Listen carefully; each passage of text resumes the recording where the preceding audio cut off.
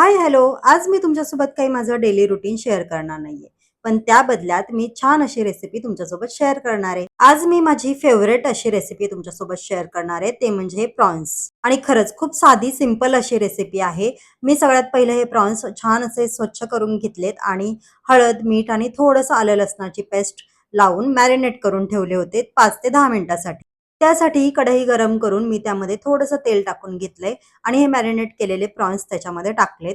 त्यानंतर ते छान तेलामध्ये फ्राय करून घ्यायचे. जास्त फ्राय नाही करायचे, थोडेसे शिजतील असे. कारण जास्त वेळ फ्राय केले की ते सॉफ्ट नाही राहत म्हणून. आणि खरं सांगू का, हे प्रॉन्स असेच फ्राय करताना सुद्धा इतका छान सुगंध येतो ना. आणि सगळ्या फिश मध्ये ना मला हे प्रॉन्स भरपूरच आवडतात. त्यानंतर असे प्रॉन्स हे फ्राय करून घेतले आणि ह्याच बोलमध्ये काढून घेणार आहे, कारण माझा काही आज जास्त भांडे घासायचा मूड नव्हता. प्रॉन्स काढून घेतले आणि त्याच कढईमध्ये मी टाकणार आहे थोडंसं बटर. ह्या बटरची टेस्ट ना याच्यामध्ये भरपूरच छान लागते. त्यानंतर त्यात टाकले थोडंसं तेल.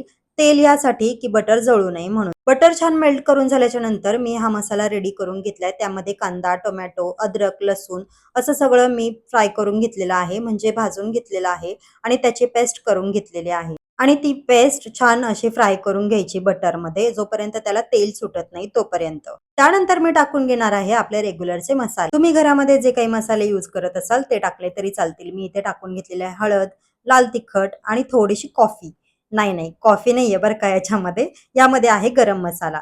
माझ्याकडे ना बरण्या कमी पडलेल्या, असं तुम्हाला वाटत असेल, पण नाही, माझ्याकडे खूप अशा बरण्या आहेत. पण त्यावेळी जी बरणी हाताला लागली त्या बरणीमध्ये मसाला मी भरून घेतला होता. त्यानंतर फिश मसाला टाकून घेतला. त्यानंतर टाकले चवीनुसार मीठ आणि थोडंसं पाणी टाकून घ्यायचं, जेणेकरून मसाला खाली करपला जाणार नाही त्यासाठी. त्यानंतर मिक्स करून थोडंसं 5 मिनिटं त्याला झाकून ठेवायचं, जोपर्यंत त्याला थोडं बाजूने तेल सुटत नाही तोपर्यंत. आता 5 मिनिटं झालेले आहेत. त्यानंतर हे प्रॉन्स जे आपण फ्राय केले होते ते मी यामध्ये टाकून घेणार आहे आणि छान असं मिक्स करून घेणार आहे. त्यामध्ये टाकलं आहे थोडंसं गरम पाणी. थंड पाणी नाही टाकायचं, त्याने टेस्ट थोडीशी कमी होते.